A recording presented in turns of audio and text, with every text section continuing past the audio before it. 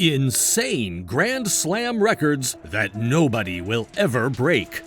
Records, so the saying goes, are made to be broken, and the same holds true for tennis. Few people would have predicted that Pete Sampras's record for the most Grand Slam victories in men's tennis would one day be surpassed by Roger Federer. Welcome to Tennis Sensation. Oh my goodness! Have you ever seen anything like it?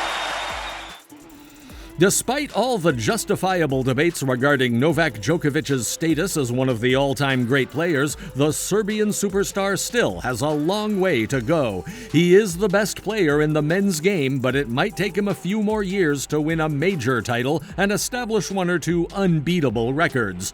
In the past, winning championships was essentially the yardstick by which casual sports fans could judge the greats. Masters 1000 events were excellent, but they weren't tallied and evaluated for a player's resume the way they are now, under many titles over the decades.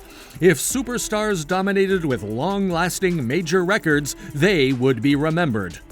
The following is a list of important major title records that can never be broken. The longest championship streaks and final streaks, which have largely defined the players who are included, will be our focus instead of quarterfinal or semifinal streaks. Games, sets, and other insignificant scoring streaks won't be included in our totals. We'll look at records that required extended periods of strong dominance. For instance, we won't count Rod Laver's Grand Slam year of 1969. Another great player will eventually replicate this accomplishment, possibly in 2016 with Djokovic, and be accorded greater esteem by completing it on 3 different surfaces against a deeper field of contemporary athletes. The records that come next are unlikely to be approached by Djokovic, but if he maintains his dominance, he may carve out something unique that no one else can match, most likely including multiple more Australian Open victories. Subscribe to Tennis Sensation and also enable the bell icon. Pete Sampras's 7 Wimbledon titles in 8 years. On a grass court, Pete Sampras was possibly the best tennis player ever. From 1993 to 2000, he was unquestionably the most dominant player at Wimbledon, winning 7 titles in 8 years. It's inconceivable to think that another player will succeed in accomplishing this. From 1976 to 1980, Bjorn Borg won 5 straight Wimbledon championships. From 2003 through 2007, Roger Federer had a winning streak of his own. Had he defeated Rafael Nadal in the historic 2008 Wimbledon final, Federer would have had 7 trophies in a row by the time he defeated Andy Roddick in 2009. Federer won a 7th Wimbledon championship in 2012, but Sampras's 8-year streak of 7 victories is more noteworthy. He received $43 million as prize money. Sampras often had the upper hand, but at Wimbledon, where matches can change in an instant, he also had an extraordinary knack for winning the crucial points. If anyone ever approaches this record at Wimbledon, it will be many years or decades after Sampras and Federer. To put this achievement in Melbourne into perspective, Novak Djokovic would have to win the following 3 Australian Open championships. Ivan Lendl's 8 consecutive years in the US Open final. Among the big venues, the US Open may be the hardest to win at. All different types of competition are permitted due to the hard court surface's relative speed. The US Open consistently boasts the deepest fields of players that can play spoiler in any particular match, unlike the French Open or Wimbledon, which are more specialized. In the US Open final, it seems doubtful that anyone will surpass Ivan Lendl's record of 8 straight years. As mentioned in the preceding slide, Sampras won 7 titles, but Lendl only won those in 1985 to 87. Going to the US Open final 8 or 9 times in a row may become more difficult in the future. Ivan Lendl received $21,262,417 as prize money. For instance, Roger Federer reached 6 consecutive US Open championships from 2004 to 2009, but in the 2010 semifinals he was defeated by a shrewd and on-the-rise Novak Djokovic. Since dominance over nearly 10 years is a one-shot deal, no one actually gets to reset this kind of streak. No major venue has had 8 consecutive finals appearances, not even the French Open dominance of Rafael Nadal. Lendl's accomplishment at the US Open, where superstars are frequently more worn out by the time the steamy New York crowds and loud spectators join in to test their nerves, is especially impressive. Despite his magnificence, Djokovic will not be able to surpass Lendl's achievement in Melbourne or New York, where his current unbroken streak is making its final appearance. He has only played for the championship the last 2 and 3 years respectively, even in Paris and London. Subscribe to Tennis Sensation and also enable the bell icon. Rafael Nadal's 9 French Open titles in 10 years. Rafael Nadal's 9 Musketeers Cup victories in 10 years, 2005 to 2014, will have to do for now. It's feasible that a future clay court champion will win 10 consecutive French Open titles. Really, at a demanding major venue where a champion must have fresh legs, insane defense, and an unwavering killer instinct, this shouldn't be conceivable.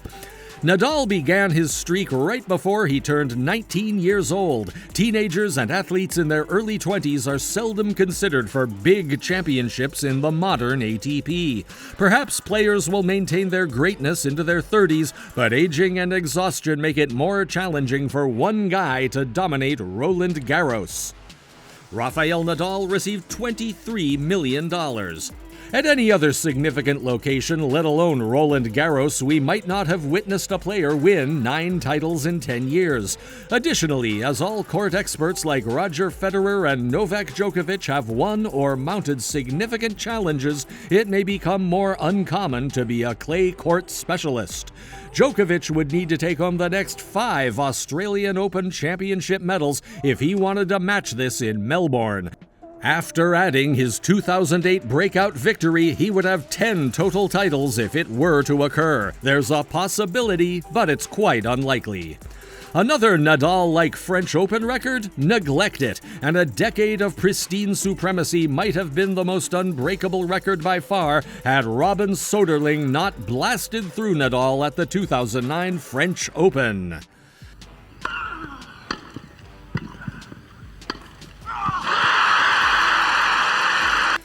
Bjorn Borg's combination of 6 French Open and 5 Wimbledon titles. Bjorn Borg, who won 11 titles between London and Paris before the age of 25, is the king of the European majors. It is highly doubtful that someone else will succeed in winning 6 French Open titles and 5 Wimbledon crowns. Rafael Nadal's 11 European titles are more unevenly distributed because he won 2 Wimbledon crowns and 9 French Open titles. Prize money earned is $3,655,751. Borg, who was once known as the king of the clay courts, put a lot of effort into becoming a useful player at the net and hitting baseline passing shots on grass. He achieved the Channel Slam 3 times in a row, winning both the French Open and Wimbledon in the same year. Since then, Roger Federer and Rafael Nadal have also joined the group, albeit with smaller shares. Could Djokovic win 1 or more French Open championships? He might be able to get up to Borg's achievement if he combines this with other Wimbledon victories, but it has never really been an option for him to try to match the great Swede's Channel dominance. Do you believe Borg wishes he had played in Australia to extend his career and win another 6 majors? He might still be being pursued by Federer. Roger Federer competed in 18 of 19 major finals from 2005 to 2010. Surprised? There is no place on this list for Roger Federer's 17 major championships in his career. Rafael Nadal or Novak Djokovic have a chance to overtake him, but it's unlikely, and after 17, some other potential powerhouse will have their entire career to pursue him. Although unlikely, it is conceivable. Whatever way you look at it, 10 majors in 12 years at 2 venues or 4 straight years winning both titles, it is a practically unbeatable feat. Even so, we went with Borg's 11 Channel majors due to the higher surface contrast and additional title.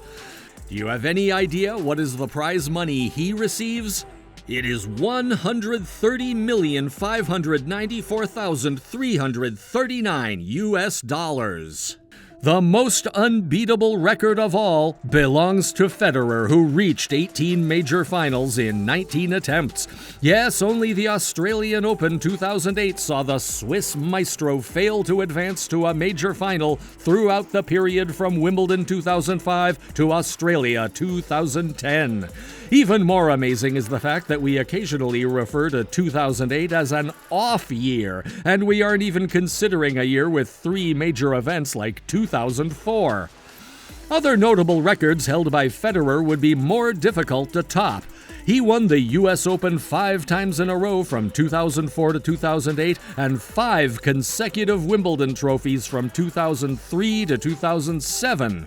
The reason Federer has been addressed everywhere is crystal clear. Federer is the gold standard, with his imprint on the widest range of records, regardless of what Nadal, Djokovic, or any other great accomplishes. For decades to come, he will serve as the benchmark for all comparisons. Which of the above-mentioned records is likely to be broken in the near future? Let us know your views in the comments section below. Subscribe to Tennis Sensation for more incredible videos like this.